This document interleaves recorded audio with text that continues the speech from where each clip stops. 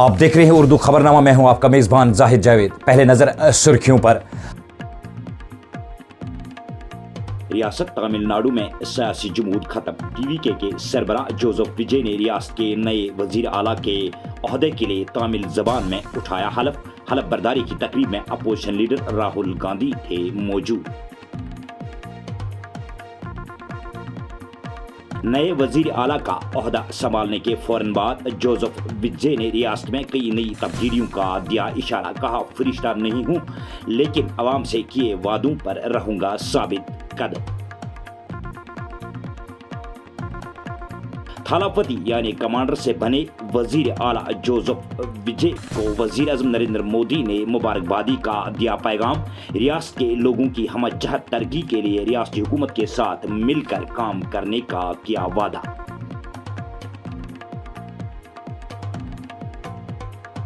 National conference में बदनवानी अरूज पर PDP सदर महबूबा मुफ्ती ने एनसी पर लगाए संगीन इल्जाम। ऑफिसर के तबादले के बदले एनसी वजीर पर लगाया 30 लाख रुपया रिश्वत मांगने का इल्जाम। पीडीपी कर रही है फरेब और झूठ की सियासत। एनसी तर्जुमान आला तनवीर सादिक का पीडीपी पर पलटवार, लगाए गए इल्जामात को किया सिरे से खारिज। एनसी हुकूमत जोसेफ विजय से करे सीख हासिल। अपनी पार्टी सदर सईद मोहम्मद अल्ताफ बुखारी कहा, तमिलनाडु के लोग हैं बहुत खुशकिस्मत जिन्हें हकीकी लीडर मिला। काश एनसी हुकूमत भी अवाम से किए वादों को पूरा करती। डॉक्टर हेमंत बिस्वा शर्मा आसाम में एनडीए लेजिस्लेचर पार्टी के लीडर नामजद 12 मई को नए वजीर आला के ओहदे के लिए उठाएंगे हलफ। वजीर आज़म नरेंद्र मोदी हलफ बर्दारी की तकरीब में रहेंगे शरीक। वजीर आला उमर अब्दुल्ला ने गोल्फ कोर्स श्रीनगर में गोल्फ टूर्नामेंट का किया इफ्तिताह। वादी में सयाहत को मजीद वसअत देने पर दिया जोर।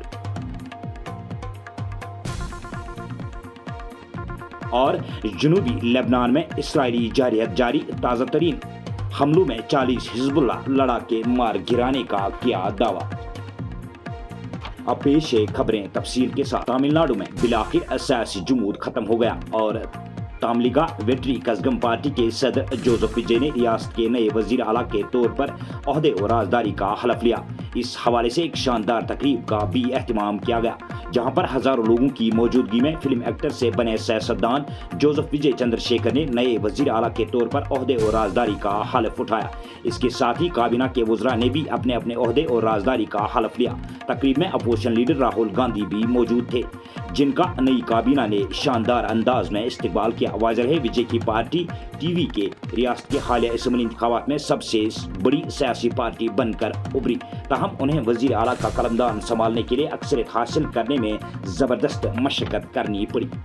जोसेफ विजय ने तमिलनाडु के नए वजीर आला के तौर पर हलफ उठाने के फौरन बाद अपने पहले खिताब में खुद को एक आम आदमी के तौर पर मुतारिफ कराया। विजय ने अपने पहले खिताब में इस तरह तवज्जो मबजूल कराई जैसे वो अपनी जड़ों को किसी शाही नस्बत से नहीं कर सकते थे। यही वजह थी कि तमिलनाडु के लोगों ने उन्हें कबूल किया। जोसेफ विजय ने वजीर आला के तौर पर अपने पहले खिताब में कहा कि वो लोगों को झूठे वादों से धोखा नहीं देंगे। उन्होंने कहा कि हकीकी सेक्युलर समाजी इंसाफ के दौर के लिए वो काम करते रहेंगे।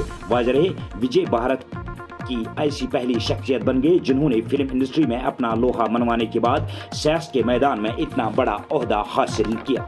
वजीर आजम हिंद नरेंद्र मोदी ने एक्टर जोसेफ विजय को तमिलनाडु के वजीर आला का ओहदा संभालने पर मुबारकबाद पेश की है। वजीर आजम ने विजय के लिए अपने नेक ख्वाहिशात का इजहार किया। उन्होंने तमिलनाडु में अवाम की फलाह व बहबूद के लिए रियासती हुकूमत के साथ मिलकर काम करने का भी इशारा दिया। पीपल्स डेमोक्रेटिक पार्टी की सरपरस्त और साबिक वजीर आला महबूबा मुफ्ती ने उमर अब्दुल्ला की क़यादत वाली हुकूमत के खिलाफ बदनवानी के संगीन इल्जामात आयद किए।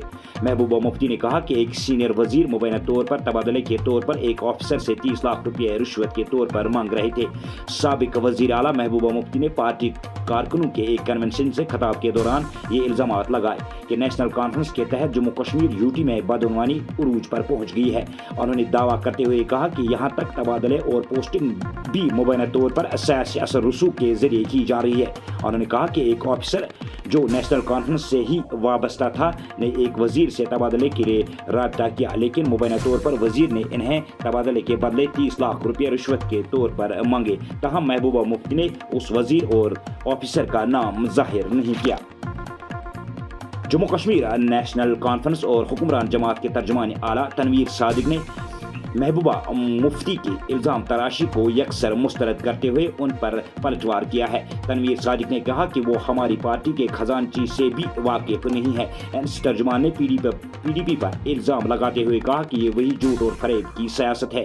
انہوں نے PDP کو اس کے ماضی کے فیصلوں اور اتحادوں پر سخت تنقید کا نشانہ بنایا۔